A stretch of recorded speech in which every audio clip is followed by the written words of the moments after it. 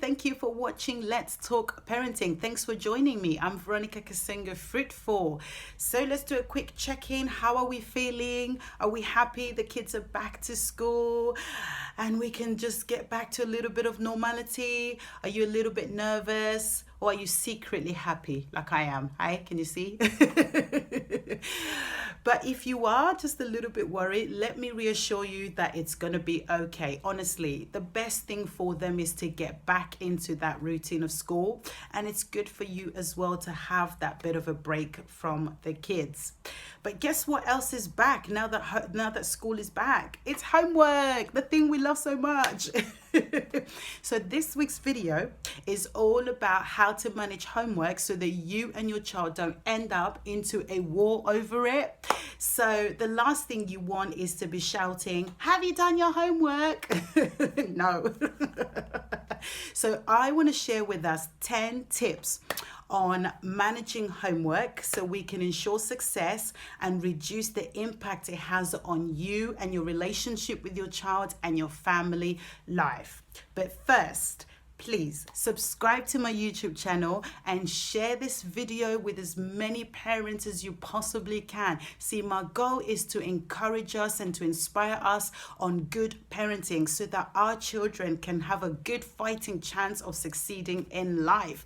I love kids and I just want to see them do really, really well. And in order for them to succeed, they need us. So share this video with as many people as you possibly can.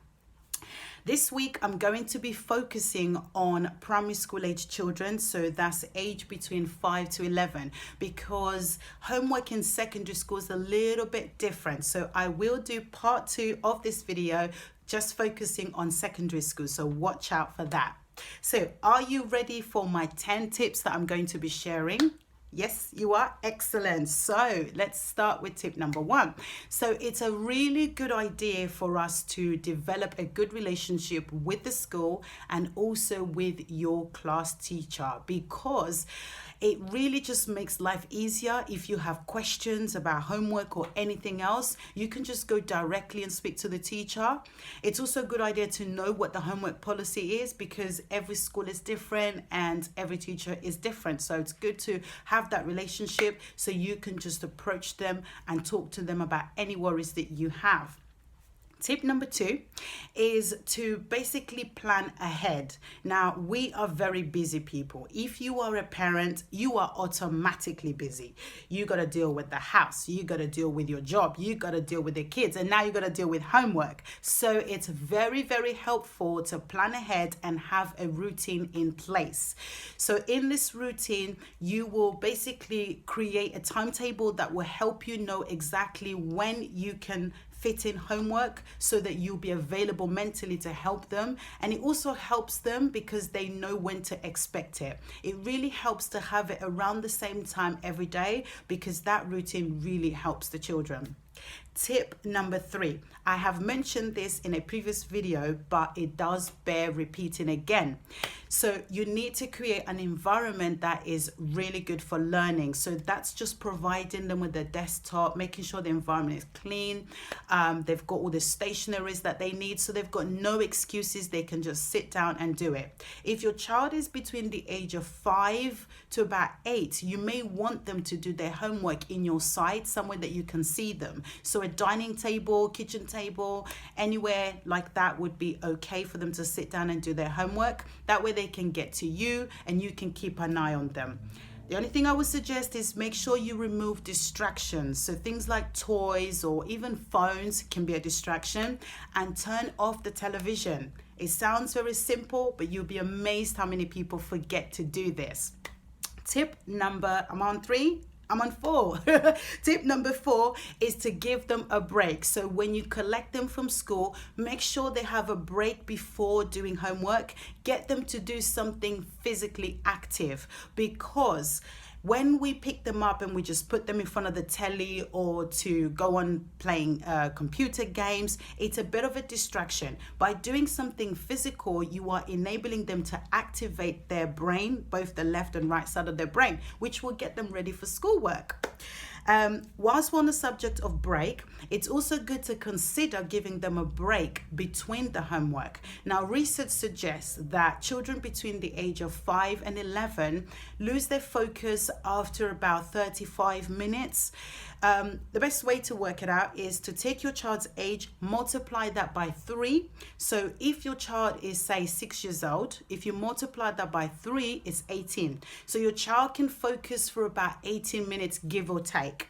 And so if you know the homework is going to take longer than that, then I would suggest you divide the time. Make sure the second half of the homework is a lot less than the first half. That way they'll be willing to get back onto it. Tip number 5 is to make sure they eat a healthy snack, and also they drink lots of water and go to the toilet. You know what they're like when it comes to toilet. So make sure they do all of this before they sit down to do their homework, and remind them that once they sit down to do their work, they will have to wait till the end or during break before they can go to the toilet or have any other snack. Tip number 6, avoid making a big deal of homework. Homework needs to be a part of their daily life, just like brushing teeth or getting dressed. How do we make homework a big deal? Well, sometimes we say things like, well, if you don't finish your homework, then you won't get to do this, or you won't get to do that, or you might have to go to bed. This is actually a threat.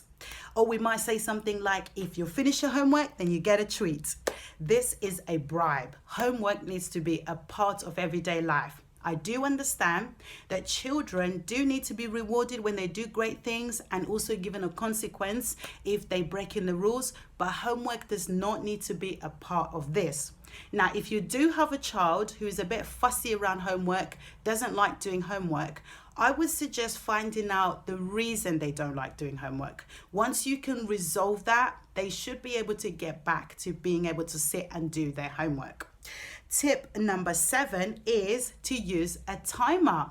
This is an amazing way to gain cooperation, because you see, children who are under the age of 10 don't really understand the concept of time. So they don't know how long 30 minutes is going to take.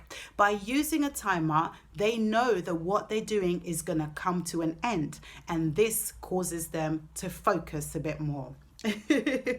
Tip number 8 is, when your child is doing their schoolwork, now when they are stuck, when they don't understand the question and they've tried and they can't get the answer, they will ask you for the answer. Avoid giving them the answer. No matter how hard the question is, also avoid doing the question for them, because by doing this, we are actually robbing them of the ability to develop problem-solving skills. Yep. So we need to allow children to work out the answers for themselves.